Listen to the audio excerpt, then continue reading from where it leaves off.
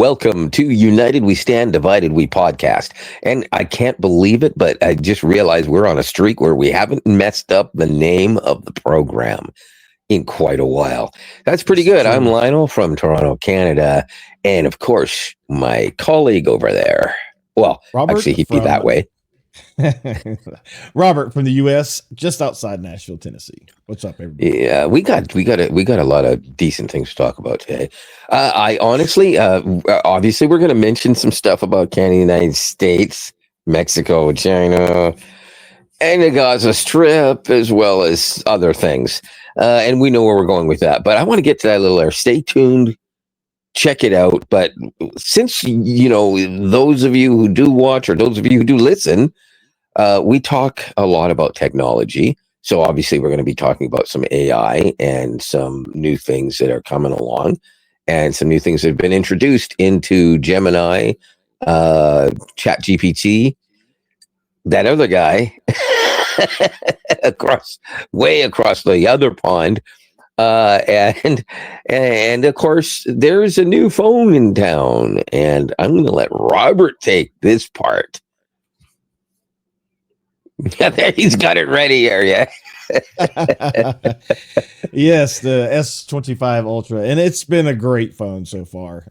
It's definitely a noticeable improvement from the S23 Ultra.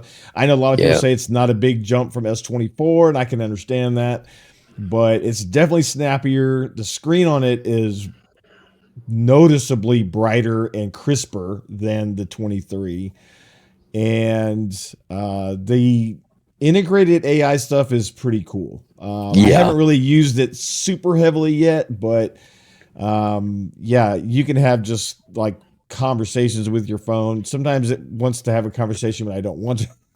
Yes, it's true. Well, you know what? The one thing you got to notice though is because I've been talking about it on mine since I got my Pixel 9 Pro XL. And of course, not since, because there were some things that had to be introduced later. You know, it is. But you were able to have Gemini, of course, on your phone, no problem. And of course, obviously, since then, there's been even Apple users using it. And obviously, anybody with an Android phone. But the difference is when there's some stuff that's built right in, more gets done. And I'm not even just talking about whether you can turn your lights on and off or something, but it's quicker. And I guess now you know what I was talking about because you seem to be enjoying it more than you did with your S23. You had a bit higher praise to it. And I there's really nothing going on right now, but you can see at the bottom there, that green bar. That right there is that dynamic section that, like, for example, when our games are on, I have the score displayed constantly down there at the bottom. And so I think that's kind of cool. So it's kind of like the Apple's Dynamic Island, but it's put in a different place. Is it movable at all, or no? And that's not. It's static, and it also shows it up in the top bar at the same time, which is kind of nice. Does it resize? No, it's not like as soon as I click off the lock screen, see, it goes away. Oh, so no, sorry. What I meant was, does it resize depending on what it's showing? Like if it's showing game information no, it's the same size playing. Bar. Oh, it's the same size bar. Okay. Yeah. Another thing that's cool, and again, these are just little things. See, to me, I like sometimes these little things to me are bigger than the big things because I like this kind of stuff. But like on the lock screen, they have the ability now with generative wallpaper or dynamic wallpaper with AI generation that allows. So, for example, today is raining. My lock screen will have rain. It'll have rain like the coming Pixel down. Weather app does that. Yeah, but it's except you get it for wallpapers. Yeah. And so I thought that's kind of cool. So, I mean, I didn't have that in the pre-one. So I like little stuff like that, and like that little notification area and things like that. It's just, what I like about it is that kind of thing and that kind of customizability without having to download a third-party app to do it. And it's not that there's a massive thing wrong with third-party apps, but in the past, whenever I wanted to change phones and I wanted my phone to look like the previous phone, I had to remember to download all these other apps or use an app to get, the backups and everything. Then they introduced the backups into Android. but you still had to wait for all those different apps, and you had to sign back into them, and then sometimes you had to re-download the content that you wanted. But having that stuff built in is just nicer. So let's talk about the look of the phone. Do you mind taking the case off yours for a sec and hold it up to the camera? Okay, let me use my other hand here. My phone doesn't like to be naked. Neither does mine, because I'm afraid, but that's not the point. Let's wait a minute. I'm going to hold it sideways, actually, so you can see it better. Okay. You notice one thing if you then go around like that there's a very something very similar going on. Google and Samsung have chosen to go in the same direction that Apple has gone for a couple of years in making a phone that is, God, as my witness, far more comfortable to hold than rounded 100%. edges. And the flat screen with the flat edges but rounded corners, so it still feels smooth in the hand, is so much better. And cases look better on it. Yeah, on the edges of the cases. I love it. Here's one thing I had to change though. So you know when you like, I use swipe. I don't use the bar at the bottom. Yeah. I had to actually adjust the sensitivity on the side to compensate for this particular case. Now, other cases might not be this case, but because what I was finding is, pun intended, I couldn't hit that. Set that spot just right, and it wouldn't it wouldn't actually register my slide, and I would end up deleting an email or something. Yeah, but the point is that you have the ability to do that adjustment. Yeah. And once I did that, it's been perfect. I've had zero issues. Is it a separate sensitivity where you can adjust sensitivity just on the edges, or is it the same sensitivity that you'd use like if you're going to put a screen protector on? No, it's just an edge. It's just an edge sensitivity. And basically what it does is it just gives you, it just like makes it a little bit wider. It doesn't make it like more sensitive to touch. It just increases the width of the area that it registers. Okay. So that must be a throwback to when they had curved screens, I imagine, or is that new? I've not ever seen that option. Maybe then they really thought ahead for it, but they really thought ahead. Kudos to Samsung on that, because that's a brilliant idea. I hope they decide to share that with AOSP. Seriously, well, I think they realized with the flat screen and a case, that edge part is harder. I know exactly what you mean, because you can. I don't know if I can get this close enough and sharp enough, but you can see as I put my thumb there, it's a little bit more difficult. Now I'm gonna. So open my phone up here. If I do this, it did work. I must have had a meaty thumb going on there. I didn't think it was going to go. I don't have as much of a problem, but I do notice that sometimes it takes me a couple of swipes. About maybe 2 out of 10 times, I might have to do a couple of swipes to get it to work, which obviously doesn't happen when I don't have the case on. That said, I have the case on all the time. I noticed it wasn't as bad when I had the Samsung case, but the Samsung case, to be honest with you, the one that has this charging ring, or the magnetic ring, I mean, it was so slippery. It was actually slipperier than the phone. And I was afraid I was going to drop it because it would literally slip out of my hand. So I bought a different one that has like a little bit more of a rubberized edge here. Yeah. But this is still nice and clear. And because I like to be able to see through it. And it's got the, QI2 capability still. It's cool because like today I was down to like 75% and I just threw it on my charger at the office. I got a new one that's QI2 capable. And when I first put it on there, it says fast wireless charging 1 hour until full. And then you wait a second and all of a sudden it'll say 30 minutes until full. It literally cuts it in half. It's like, okay, that's cool. I like that. Figured it out quickly. So and that's only because it slows it down after 80% anyways. But well, no, it says I have the option of turning that on or off. No. It still will. It's the same, even at battery. 90%. You don't understand. It will after 80%. It will never charge full. There is no phone in the world right now that will do that because it's built into the battery for battery protection. If it wasn't, it wouldn't matter what the phone did. The battery could end up being screwed up. So no phone will charge 100% past 80%. As a matter of fact, most start to slow down between 65 and 75, but only a little bit. And then at 80, they slow down more. At 90, they slow down more. You hit 95%, and you're probably at 15-watt charging. You hit 98%, and you're probably only charging at 5% or 5 watt. Man, I'm not kidding. Well, no, I'm sure that. I'm sure that slows down. I'm just saying it goes to 100%. Oh no, it will, of course, and it goes faster. Like it's because even when it says 30 minutes, it was probably done in 21. You know? Yeah, I didn't pay attention. I was working, but yeah, it was nice. It's nice to be able to have an actual fast charging wireless and not just wired. So let's talk about the pictures. First thing before you mention pictures is I want to know the S25 Ultra ever get updated or not updated? Was it capable of taking HDR pictures? Yes. Because I don't think any picture you ever sent me with that one is HDR. I look back in my whatever you call it, Google Photos, and none of them seem to be HDR. But the ones you sent me the other day from the S25 Ultra, they're all HDR. And you can tell because as soon as you open it, they just go bright like that, eh?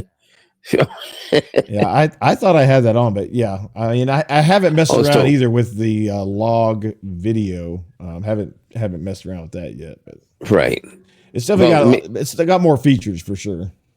Yeah, well, maybe the previous one, yeah, maybe if you had it off, but I guess the S25 is like more like the Pixel, where it's just default on, and you have to turn it off if you don't want, rather than the other way around. But anyways, I like it better at first. But at first I didn't care because I figured no one was ever going to see the pictures the way I took them. But then I realized one day everyone's going to have HDR. It's not Google wouldn't do this unless everyone was going to do it, right? So inevitably, that's the way it is. There isn't a phone like iPhones. I'll take pictures, HDR pictures now. They're slightly different, but it's the same basic thing. So if somebody sends me a picture from an iPhone, a late model iPhone with HDR enabled, same thing happens. I open it in my Google Photos on my phone and it goes bright instantly. Unfortunately, when I look at it on the TV, it doesn't work. I'd like to see some TVs actually update their firmwares so that if you're casting to the TV, it can still actually read that type of HDR, because it's different from video HDR, to be clear. It's not the same thing. Yeah. Well, I mean, obviously, I've only had it, not even a week, and I haven't really had a chance to take any real nice pictures. Well, yeah, but I guess I could have taken some more at the game, but that's I can understand you not wanting to. Yeah, that one didn't come out the way you wanted it to. No. What was the score of that game? I shouldn't even ask. What were no, it doesn't matter. It's 5-2 is what it ended up okay, so it wasn't a shutout. All right. No. Well, there you go. What were we moving on to? The AI stuff. Yeah, Gemini 2.0 Flash is no longer experimental. It's about a week or two ago where they took it out of the experimental, but you could only get it if you went to the Gemini.google.com site, not in the the Gemini app. Right. But as of a few days ago, they started pushing it out. But some point yesterday, it seems that almost everybody, if not everybody, got pushed out the 2.0 Flash. So it is now the default when you open Gemini. And the 1.5 Pro is available. You just have to hit the drop down. And today they've updated again so that now you have the 1.5 Pro with deep research, which I don't know if we discussed that a lot. I didn't look at that. I'm curious because I know I have it online. You should have it now because it was a heavy push as well. And I got to keep talking because otherwise it'd be dead air. No, I have 1.5 deep research. I don't have 2.0. Oh, no. I didn't say 2.0 deep. I said 1.5 deep research. Oh, did you? There is no 2.0 deep research. The only way they'll ever be able to do 2.0 deep research is after they get 2.0 to be out of experimental. And Right. I don't think we're expecting that for at least a couple of months, maybe longer. At which point, for anyone with Gemini Advanced, that will automatically be your default on the phone. Yeah. Without it, you'll have to pay for it, obviously. But the 1.5 flash, sorry, the 2.0 flash is free to everyone with an Android phone or an Apple phone, I think, too, as well. Or no, wait, maybe they didn't update that one yet for them. I can't remember. I got to look at it. That I don't know. There is one or two things that they didn't get. I think. Oh, it's a deep research. I think they didn't get on their phones. Makes sense. But nonetheless, they can still, as long as they have a Google account, they can still use it on. Oh wait, no, they can't unless they have the advanced because it's the Pro. You have to pay for it, or you have to have paid for advance or the Google one thing.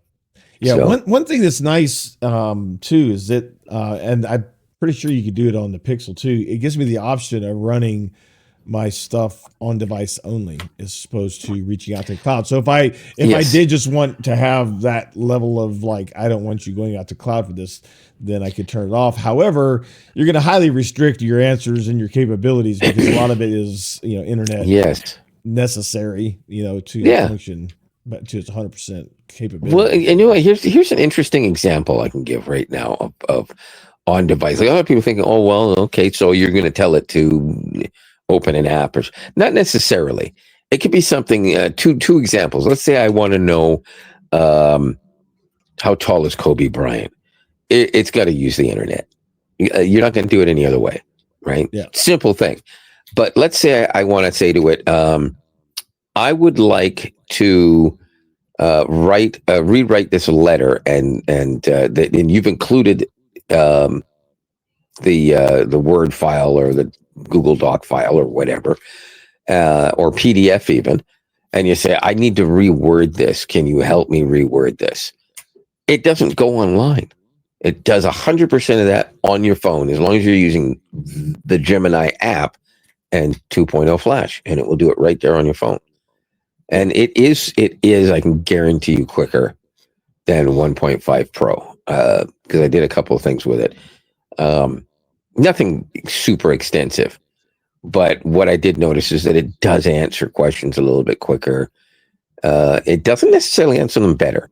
It hasn't become smarter yet. It still has things that it doesn't know and doesn't have access to, or like you ask it. I asked it, what's the best hockey team in the NHL right now, and it says, well, that's a bit of a tricky question, and there are various reasons. I said, no. Who's got the most points? I don't have access to real time. I'm like, wait a minute. Yes, you do. Because if I can ask you, how tall is so-and-so, or what's so-and-so's birthday? And you're going to go look for the actual information. But then it explained itself, and this is what got me. It explained itself as to why it can't do that. And it actually made sense. Okay. But it says it with personality. I just hate that it keeps apologizing so much. I wish it would stop doing that. Yeah, I made mine a British female. I like the way it sounds. I used to do that with what'd you call the old one again? Assistant. But I don't like the British voice on Gemini very much. For some reason, it sounds robotic compared to the more American sounding ones, which is odd. It's all kind of robotic, but it is what it is. It's not bad. So. I'd like to get my Gemini with a extremely thick Japanese voice. I thought they had something. I thought they had something that was like that. Maybe they didn't. I don't know. I went through several. I went through all of them just so I could see if there's anything new. There really wasn't anything new from the previous iterations of Gemini or Assistant. They all seem to be the same.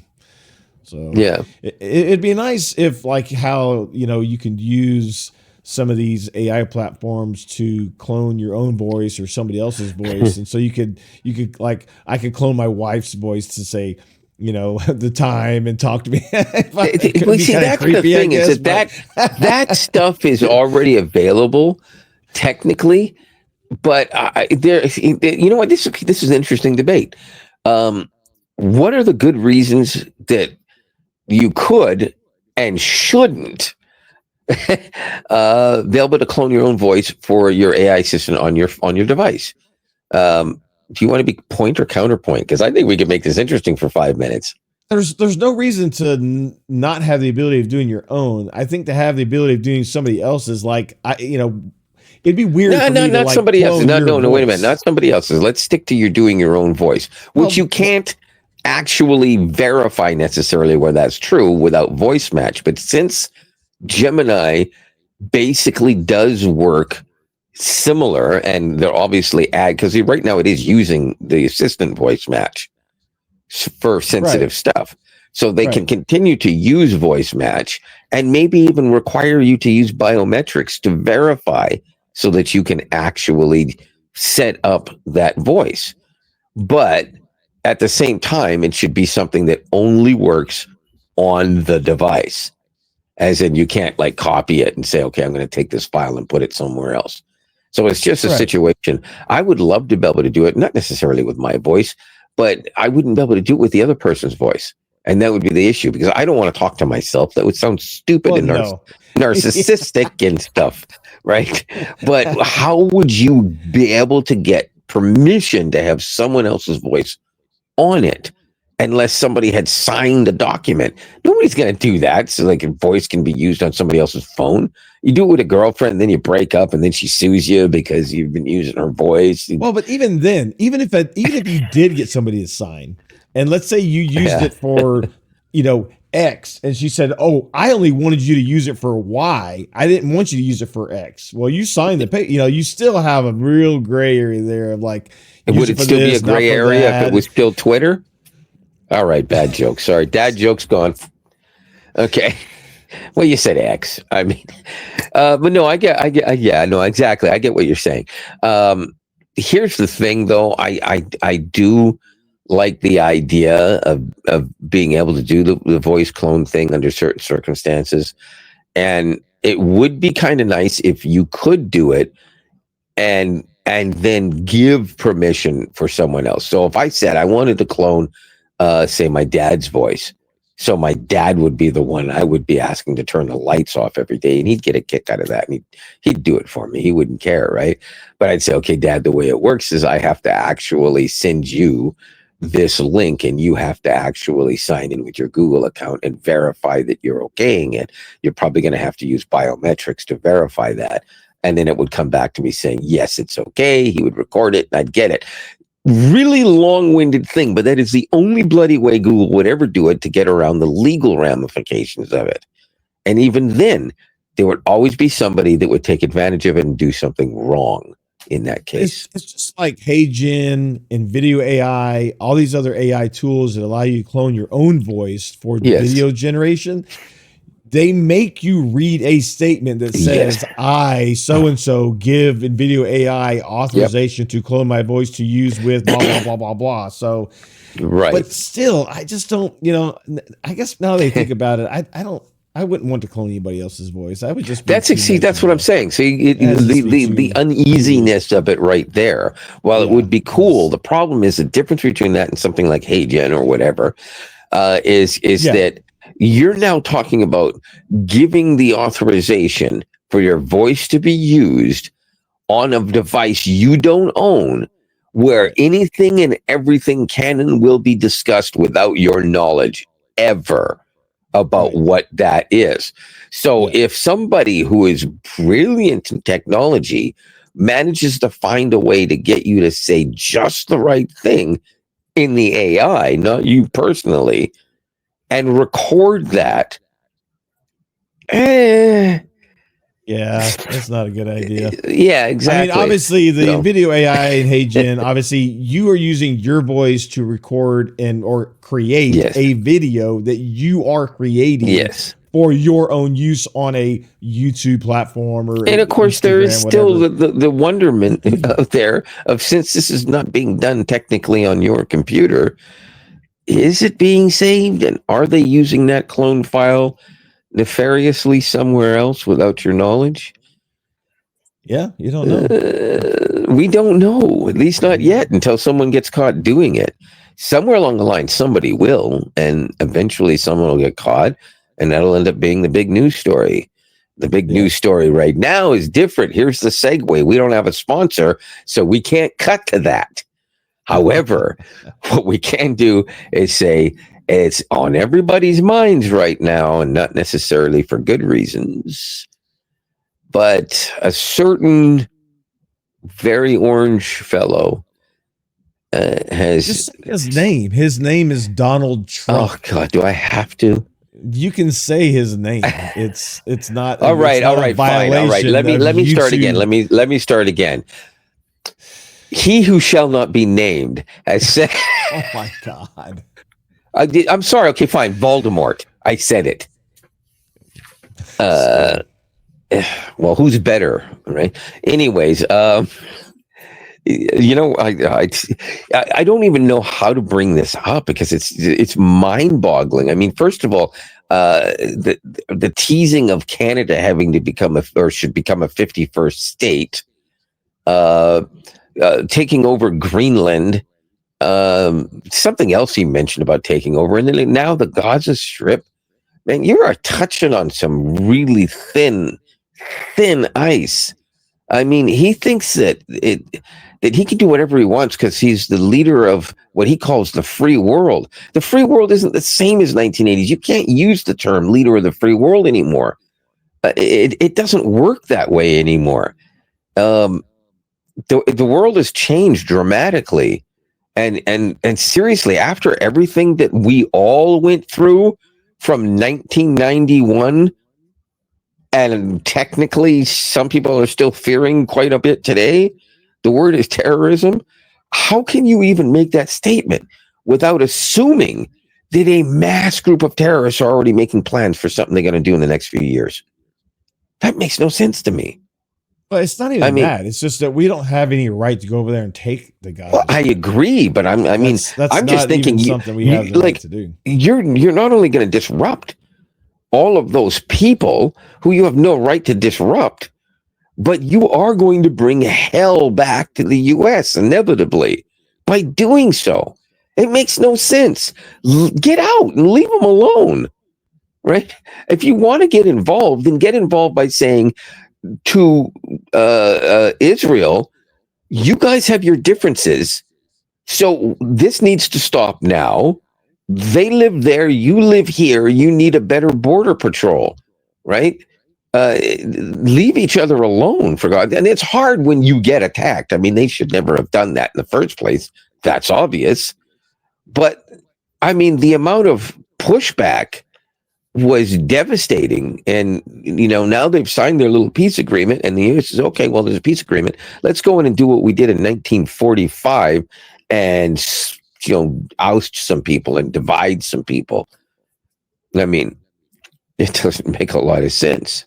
No, to me. And it's just, to me, it's not going to bring any peace. It's going to bring only more unsettling it's going to bring circumstances war. Because, you know, you already have the Houthis shooting rockets off into the ocean in our aircraft carriers. I mean, and that's just because we're in the area, you know. I mean, I can only imagine if they go in trying to put boots on the ground in the Gaza Strip to assume the, you know, rights of a piece of land that we have no right to assume ownership of. Well, you know, I mean, it's not that the U.S. doesn't have enough manpower and resources to actually do it.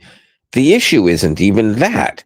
Obviously, they can, but inevitably, if they do that, they're going to end up fighting wars on several fronts. I believe Germany tried that once. Oh, no, twice. Well, and it failed both times miserably. Yeah, you don't, It's to me, I just think it's one of his tactics again. He's all about tactics, and he uses these things as tactics, just like this whole Canada and Mexico situation. And now that, the Canadian and Mexican tariffs have been paused for 30 days so they yeah. can discuss their options, it's bringing people to the table. I just feel like this is a tactic, but to me, it's just a wrong way to Well, go of about course it is, because tactics. he knew that it was going to result in things, and he also was already informed of everything Mexico had been doing already since the Biden administration to address his so-called concerns, and also everything that Canada's already had put in place and was implementing and beginning to implement. And then there's this thing about fentanyl. The first time he mentioned that, I thought, what the hell are you talking about? We don't get fentanyl from Canadians. People take fentanyl, they get it from Americans. What are you talking about? Less, and here's it. People are saying now, less than 1%. It's actually, I think, 0.13% or something like that. It's like I a read tenth of a percent. 0.6 is what I Oh, well, read. yeah, I okay, read all right. So the numbers are 0.6% inaccurate. So okay, well, but we'll go with the still, numbers. Yeah, we'll go with the numbers are inaccurate. It's less than 1%. So we'll just, and it's ridiculous. But the thing is that there are, much like in the U.S., thousands of people every year dying from overdoses involving fentanyl all across Canada, and almost all of that fentanyl came over the border from the U.S. So, well, I think that's what he's saying too, though, is that what he thinks is happening is people are coming into Canada and then coming through Canada, basically using Canada as a passageway into the United States. Not being manufactured and distributed by Canadians, but that it's used as a passage to get it into the States, because that border crossing is much easier. Yeah, except that part's not true. There are other facets of people doing things illegal, using Canada as a doorway, if you will, to get into the U.S. And that's been true for decades. Yeah. Canada has, slowed that down. But here's the biggest deal: most of that blame of them going through Canada and getting into the States, he's constantly tried to lay on Canada. Who the heck's border guards let them into your country? We didn't have them come into our country with illegal shit. It doesn't happen that way. Whatever they did wrong, a lot of it wasn't done wrong in Canada. But if there was something that we should have known and we missed it, then yeah, Canada made mistakes, obviously. But why did the American Border Patrol let them in if they already knew? So there's that amount of blame you're throwing on the neighbors. It's ridiculous. It's like you said in your experiences in Europe, and other people I've talked to, including your son, going through Europe, country. If you do that in 1938, you have to stop at every border where they show me your papers. And in some countries, you could be stopped at the drugstore. Show me your papers. And to this day, if you want to cross past certain parts of Europe, you will have to obviously be screened far more than you would come into Canada or the United States, even in some cases. Some cases they won't let you in because you're Canadian or American or German or whatever, depending on the country you're going to, under certain circumstances at certain times. But it's just, we've had an easy border for a long time, but they've tightened it up so much. It's almost impossible to get into the States unless you're so unbelievably squeaky clean that you're shining. So, well, yeah, I blame American and Canadian border officials, because it happens the other way, for not doing their jobs, if that's the case, because they harass people that aren't bad. Well, and that's why he's increasing the border patrol, or he's increasing the border coverage on our side as well, on both the Canadian and the Mexican side. I think he put like 10,000 additional soldiers on the Mexican side. and that's a lot of troops to. No, he didn't put 10,000 additional. He put 1,500 additional. I looked at the numbers. The numbers, or it was 2,000. It might have been 2,000. The numbers were actually already done in the Biden administration. He just basically added the extra 1,500 to get it up to what he wanted it to be, anyways. Which is still an increase, and it's fine. You can call it a positive. There's nothing wrong with that. You want to stop people from coming in. The best way to do it is put them on the border and stop them at the border. Right. I hate the kicking out people. If you don't want to let anybody in, don't let anybody in. I hate the kicking out part. That's the part that bugs me more than anything. And the same thing with Canada. Canada's been guilty of that too in the past, and still is, where they'll say, "Oh, well, I don't care if this family's been here for 35 years. We've decided that he doesn't meet the qualifications." Well, 35 years, you should have given him. Let me correct myself. It wasn't 10,000 U.S. troops. Mexico agreed to send 10,000 Mexican troops. Yes. That's right. I knew I saw 10,000 somewhere. But that's right. Yeah, it was the other side. That way also had nothing to do with Trump, believe it or not. Again, they agreed to do that during the Biden administration, and it put at least 3/4 of those troops on the border already before Trump was elected. Well, let me ask you this question. He's taking credit for doing it.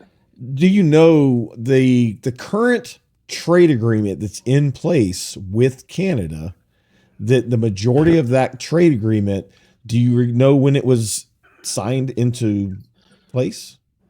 The current one was when Trump was president, because he wanted to veto the previous one. 2018. Yes. Yeah. So with his statement in the White House, because I watched his press.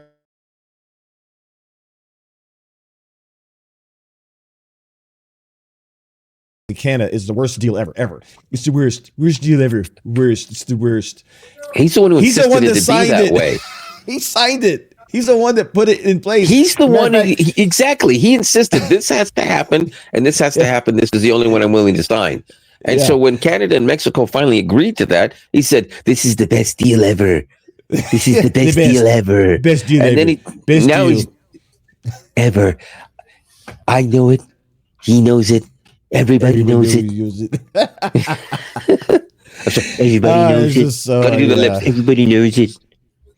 So ridiculous. No, just so ridiculous. I'm dribbling. Sorry. You really are acting like Trump, probably.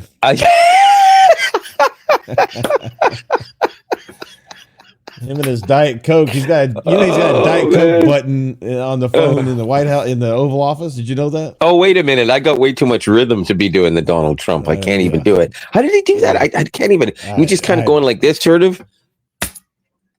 Yeah, I don't know.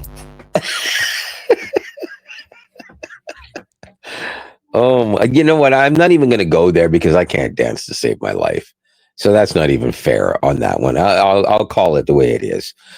So, but on the other hand, let's be realistic. Who does it better, Donald Trump or Elaine Bennis? Or who? Oh, come on! You don't even know what I'm talking about. Seinfeld, Elaine.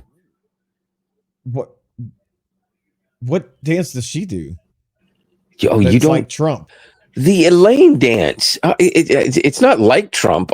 She just had another thing. She had her thumbs up and she would kick the leg out. Oh, yeah. It was very jerky dance. I know that, but I thought you were saying that she did that same kind of thing. I'm like, no. Just because it's a dumb dance that everyone would just stand around and laugh at, as opposed to looking at. And I mean, usually when someone dances, there's three responses. Holy crap, that person's a good dancer.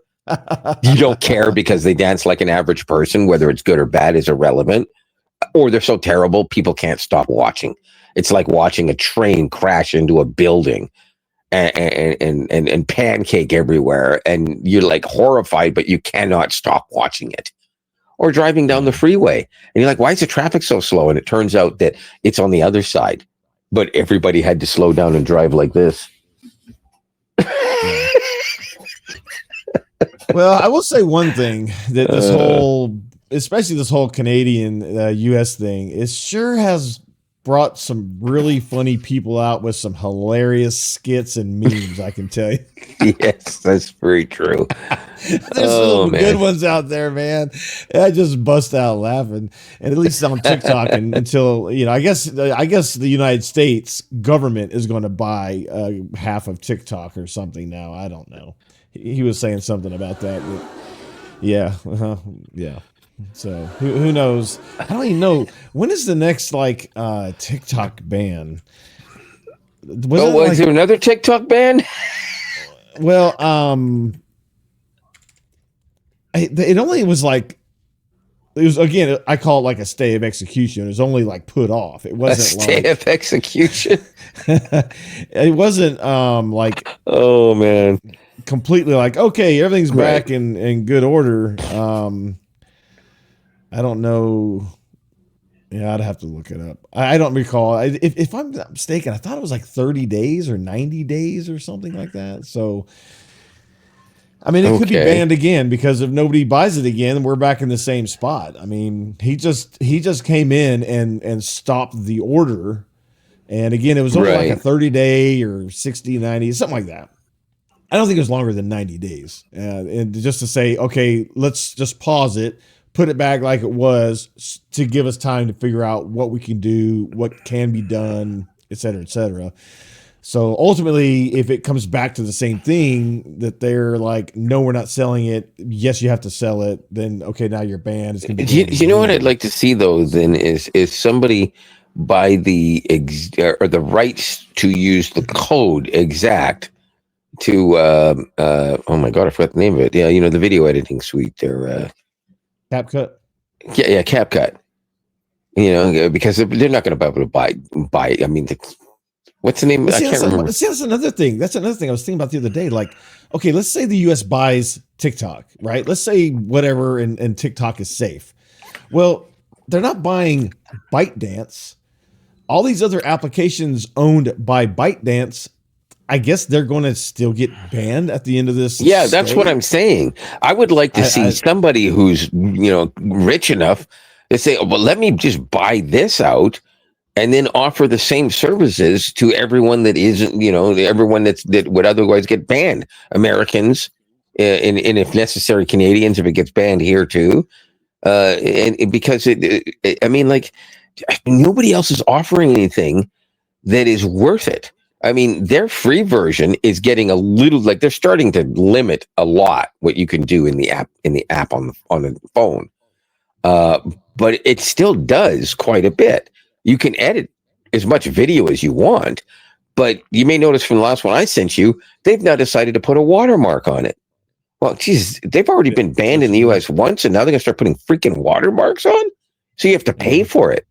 I would love it if somebody bought it and said, yeah, you can use this as much as you want, but all of the pro features are off limits, period. Yeah.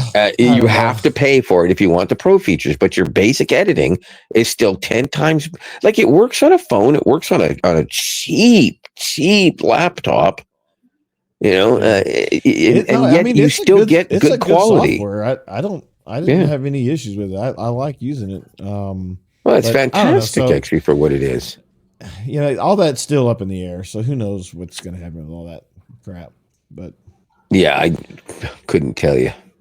I'm being, my subscription, because I did pay for the pro because of all the editing I do on my tech channel, and I do some with this as well. And I just used some of the pro features, so it just made sense. It wasn't expensive; it was $60 a year. I mean, it was really cheap. But I turned my annual subscription because it was actually coming due this month or beginning of March. Right. I turned it into a monthly, so that way, if it does get banned, excuse me, I'm not going to lose out an entire year's. Yeah, right. That makes a lot of sense. But how much is the monthly? How much is the monthly though? It's $8 or something. It's so $300 in Canada. 300,000. Yeah. I mean, 50 million it's pesos. Not expensive. Yeah. 800 And billion I might even rubles. just go ahead Yeah. and cancel it too, and just use the free until it's gone, or maybe Yeah, I know we depending talked on what about you learning wanted. that DaVinci Resolve Yeah, depending application on because what you're it's doing free. with the CapCut, you may not. Oh no, you can't, because again, they watermark it now unless you pay for it, and you don't want watermarks on your professional videos. For videos I'm doing, I don't care. So I'm editing videos of me playing COD, and so sending them to a couple of friends. That's about it. when you edit and create the video, it's watermarking it, just editing your own video. Yep, absolutely, 100%. Huh. They only started doing that like a couple of weeks ago. It's bullshit, in my opinion. Like, if you look at that last video I sent you of whatever the hell it was I did in COD. Yeah, and that's the one you did that compilation of your best moves. Yeah, Best yeah. Plays. And it has I the didn't pay watermark. attention, And it did say I could remove it once for free. And so I did, and it said, okay, this is your one-time free removal of the watermark, and then it's saved with the watermark anyways. Huh. Interesting. Does So like, okay, whatever. Does like this DaVinci Resolve? Do they have an app that works on a phone? They don't. No, they don't actually, which is okay. I didn't know. Kind of annoying, but I understand why they don't, because it would still be a massive thing for a phone. It's definitely a lot more granular, very robust, as far as controls than the and the audio control in it is professional. I mean, again, this is used by movie studios, right? In editing the movie itself, cutting it, adding special effects, color grading and color correcting, and the entire process. And then they go into the sound and they'll mix the entire sound inside DaVinci Resolve as well, in which is I forgot what they call it. And I looked up the information about why each one of these modules that they have is actually, it was given those names, and they all pertain to classic movie making equipment and sound equipment and stuff, or recording equipment. So there's reasons that they're actually called that, and I thought that's pretty cool. So yeah, I don't know. It's just it's a brilliant software, and yeah, the free one does virtually anything you need it to do if you are an enthusiast. And even the stuff that you can only get in the pro version, there are workarounds to get it to do something that looks almost identical. If anything I'm doing, it would be more than capable of doing what I would need. It's you're 100% free. Because I don't. I mean, it's well again, I can show you that. I mentioned this to you before. I said I can show you how to do it. I don't. We got to do it on video. Understand. I don't want to learn another application. You don't have to. It's not a long process. It's like 15 minutes on the damn phone, and I can show you how to do it. I'm not kidding. That's it. 15 minutes. Because once you learn it, the only thing you have to actually do is drag and drop what you learned onto the next file. But I'll show you. And just pick a Saturday or Sunday. If I decide to go that route, then I'll let you show me. But you're going to decide until I have to. I'm not. I don't want to. You're going to have to. Because wait a minute. I have spoken. Yeah. We know how those usually turn out. So listen, just for those of you who are listening and can't, you obviously can't see this. There is I guess you want to call it a meme. It's a GIF, animated GIF. It's from The Mandalorian, and I can't remember what that little creature was. The small guy from that other planet. And every time he would say something important, he would end it with, "I have spoken." And put his hand up, so the GIF shows him saying that, turning to walk away, and I just did that. So if anybody's listening, that's what that's about. Also, every time I make my prediction of the Preds winning, to try to make my friend here feel better about it, I always end it with, "I have spoken," and then they end up getting their butts kicked 7-1 or something. I don't know what. So I have a very poor track record. I've spoken. Our season's a loss, so I mean, there's no way. Well, honestly, I still believed up until about 2 games ago that they might have a chance. But the truth of the matter is, mathematically, they'd have to win 96% of their games right now to make the playoffs. That's pathetic, right? Because there's only 20 games left, right? Something like that. 20 or 22. Yeah. Depending on what team you are. I don't know how many they played. Are we in the 60 games played already? I don't remember. Oh wait, no, it's 32. I'm saying the wrong numbers. I actually don't remember now. I'm completely lost. I can tell you. Let's see, because I didn't think we had played quite that many. I mean, it's close. It's very close to that number, but it doesn't matter. It does. We could be like mid-season, and because they're just not. They're just not coming back. Yeah. It's 30. It's 30. I'm thinking 30. Okay, it's 30 games left. Yeah, 30 games left. So I'm a little off. It's about you'd have to win about 85% of your games. I was off. Is that all? Yeah, and don't get me wrong, that's not impossible. But mathematically, for a team that's not playing good, it's not going to happen. I mean, considering we're third from the bottom of the entire league. I mean, that's come on, yeah. And it's not. Remind me again, who's number 1 in the league right now?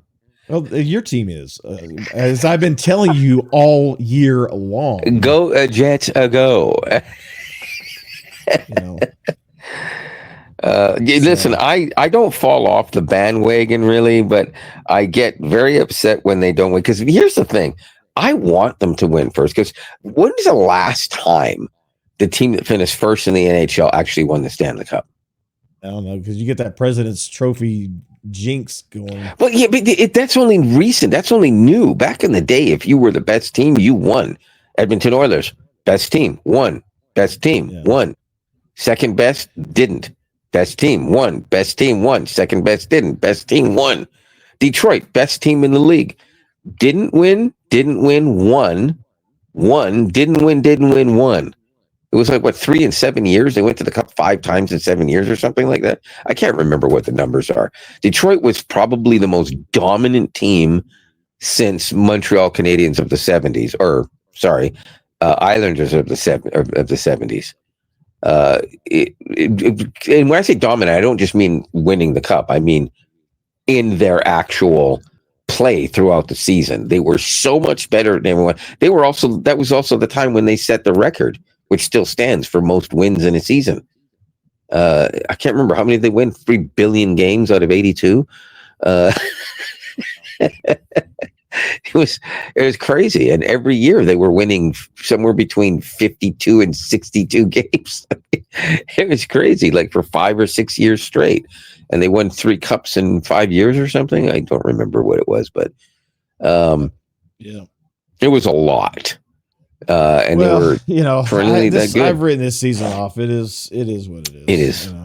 And that's why, when I went to this last game, Kenny's like, "Oh, I think we're going to beat." I was like, "Kenny, no, it's not. We're probably not going to win." And so I go into it now. I don't have the expectation or even the hope of winning. So if we do win, I'm like really excited. Like, okay, great, we won one. All right, cool. That's a lie. He's lying to you. He's never excited. I say, "Hey, your team won." They go, "Yeah, whatever," until they can put a string together. Yeah, you're not even excited when they win. Excited about it. I can not be super excited about it, but still be glad they won. Okay, but fair enough. when they lose, I'm just like, yeah, whatever. Let's go home. I'm not so pissed off about it. Yeah, I get that. I get that.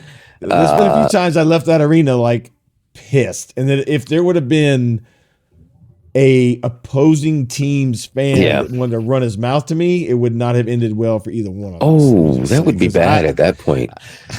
There's been a couple of times I've been like, we got to get out of here, and like right now, because I'm so pissed, I want to go down there and punch Brunette in the face right now. You know what? What the heck? As long as we're talking about hockey, we don't have that much time. We get onto this for a bit. What do you think about Winnipeg having Boston's number of recent times? I mean, they destroyed them in the early part of the season, and a lot of people, myself included, thought, "Oh well, this is either going to be a really tight game, or Boston's going to have some massive revenge on the Jets when they play, a couple of months later," and they did. So just to put this into perspective, if nobody remembers, I think the Jets won 7-1 or 7-2 back in, what was it, December or something, or October? I don't remember when. It was early part of the season. Yeah, and then they played them last week and beat them. I think it was 6-2. And it's like, wait a minute now. They're just kicking their, like, they literally walk all over them. Boston's not like they were like 10 years ago, where they're like this best team in the league that everyone thinks is going to win the Stanley Cup, but then gets ousted in the first or second round. But they're not a terrible team either. They still can pound on people pretty good. But I don't know. What do you think? Do you think Winnipeg has their number? Do you think they just got kind of lucky and Boston played a couple of bad games against them? Oh no, I don't know if I really think either. I just think the Jets are a really good hockey team, period. And they know how to play against people. Everybody's going to have bad games. Everybody's going to lose 2 or 3. That's just the way hockey goes. There's a lot of games, okay? But they're just a good, balanced, very effective hockey team. And we should be as well with our roster, but we are not. And that's agreed. That me so pissed off this year is like, we should be much better than what we are, period. Maybe not, top 3, but we should be at least top 5 for sure. And we should be in contention. Even if you're having a bad year, the Preds, in my opinion, at least on paper, should, from the experience from the past, should have been in the upper half of the top half, as in the top 25%, the 25th percentile, if you will. I'm actually amazed. Like, I swear to you, when they started out bad, I was 100% sure, even after 10 games, this team at worst was going to be at the bottom of the top half. And it just doesn't make any sense to me, and it still doesn't. We've been swimming in the bottom of the deep end for a long time.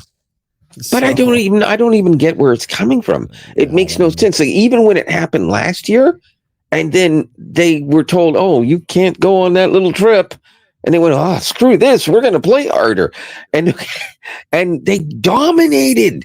They were, and just to put this into perspective, Winnipeg 2 years ago had a phenomenal first half of the season in which they spent at least part of it at or near the top, and for the first few weeks into the second half of the season, they again managed to get into first place for at least a week before they started to fall, and they played badly for a while, but then they went, screw this, and they won the last 8 games of the season. Even with that great play at the end of the season and the great play at the beginning of the second half of the season, the best team in the league from the midway point to the end of the season was by far the Preds. Not the previous year, the last year. Because they did that good. If they had even, 5 more wins, it would have made a huge difference in the standings of where they sat. But much like the Jets, they stood zero chance in doing anything past that. And I couldn't understand why. I went into this season like really pumped because we were keeping a lot of the new guys that had that fantastic run at the end of last year. Right. And we brought in some good, high quality veterans, Stanley Cup quality players. And by the way, Marchessault has been killing it. He and Forsberg are the top scorers on the team by far. Marchessault has been playing fantastic in the second half of the season. Yeah, Roman's still doing good. He's falling off. What the hell just happened? I'm not sure what happened there. What? We're still on, or just no, it's still recording. That's uninterrupted, right? Yeah, it just blinked our. Sorry about that. 1970s TV. Technical difficulties are ours. Please stay tuned. That was oh weird. Boy, a little bit. I guess that's our cue to wrap it up. Yeah, probably. I guess it is. So listen, I'll give my prediction of the Stanley Cup. I'm just kidding. I'm not doing that. I am Lionel. I am in Toronto, Canada. We do this every week, every Wednesday. Wednesday's when we record it. You may hear it Wednesday. If something goes wrong, you may not hear it or see it until Thursday. However, that said, Let's get out of this. Oh yeah, if you are just listening, by the way, I want to apologize for sometimes alluding to things physically without explaining myself. I'm going to try to make a better point to remember that we actually have a bigger audience right now listening than watching. So thank you very much for that listen and for downloading. If you are watching, please like and subscribe. And Robert, you can send us off. Yep. Robert from Nashville, USA. Peace out. Bye bye.